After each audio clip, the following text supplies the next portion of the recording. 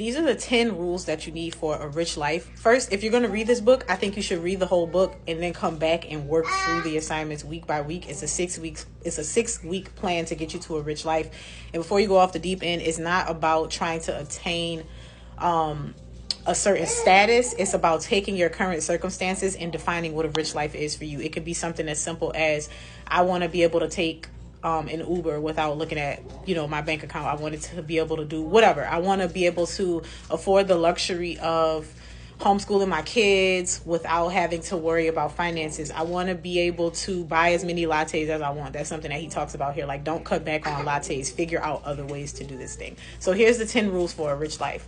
1, a rich life means you can spend extravagantly on the things you love as long as you cut costs mercilessly on things you don't. Number 2, focus on the big wins, the 5 to 10 things that get you disproportionate results, including automating your savings, investing, finding a job you love, and negotiating your salary. Get the big wins right, and you can order as many lattes as you want.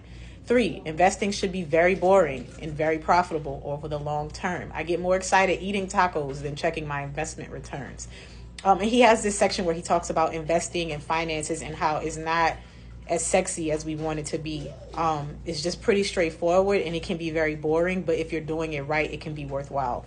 Number 4, there's a limit to how much you can cut, but no limit to how much you can earn. I have readers who earn $50,000 a year and ones who earn $750,000 a year. They both buy the same loaves of bread. Controlling spending is important, but your earnings become super linear. Number 5, your friends and family will have lots of tips once you begin your financial journey. Listen politely, then stick to the program. I would say just don't tell people. Don't tell people when you're doing something big, dramatic. Don't talk about it, because then you don't have to listen to their unsolicited feedback.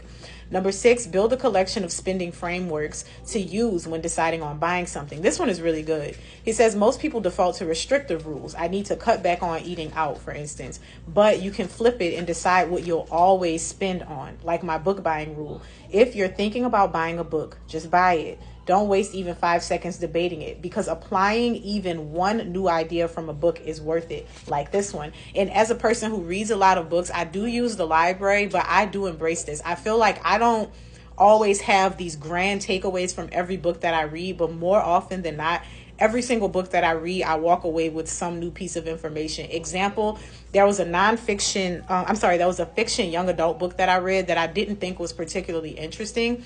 But it gave me a lot of insight about the mannerisms of people on the spectrum, because the main character was a teenage girl who had autism.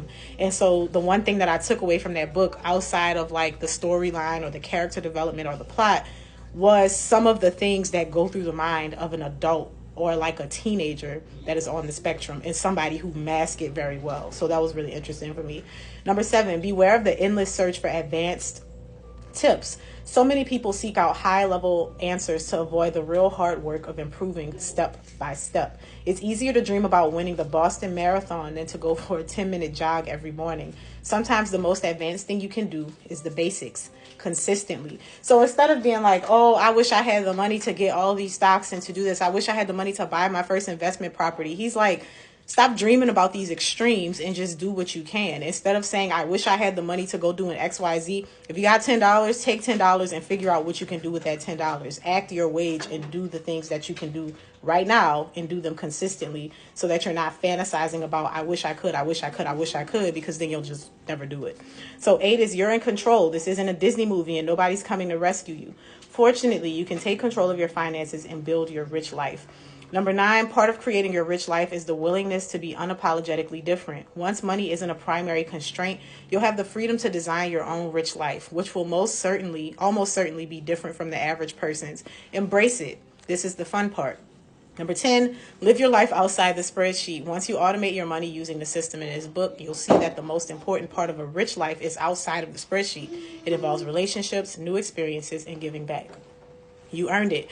Now, what I do want to add that I like about this book, and I know some people are going to hear this and they're still going to it's going to go over their head, but he does not police your spending. He does not try to tell you what to buy and what not to buy. He leaves that completely up to you. So if you have a thing that you like to do, if you like he said, if you like buying your lattes, go buy your lattes. He's not going to tell you, stop going to the coffee shop and do this and do that. And I told y'all, even in that type of spending, when I stopped going to the coffee shop, I wasn't saving that money. I was just taking that money and using it for something else.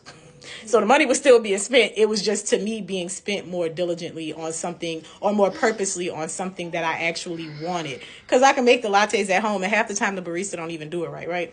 But anyway, he's not telling you, he's not policing your spending. He's not at all trying to make you feel bad about what you're doing. He gives you a practical guide. It's a 6-week plan, and starting with the first week, he tells you exactly what to do. And the thing is, you take his exactly what to do and you scale it up or scale it down based on what your circumstances are. So if he tells you to put X amount of dollars away for something, you still put it away for the thing that he told you to put it away from. But if you don't have 1,000, you do 20. If you have more than 1,000, you do 10, whatever you have. And that's why he said he has people that read his book and they make $50,000 a year. And there's people that make $750,000 a year. It doesn't matter. The system that he's explaining will work for anybody. You just have to scale it to your needs. And like I said, read the whole book first. And then once you finish reading the book, go back through and work through it. I mean, you don't have to. You can do it as you go, but I think you get more insight if you read through the whole book so you know what to expect, and then just go by week. So as I will teach you to be rich, in your library, I know it's on Libby. It's on Libby for sure.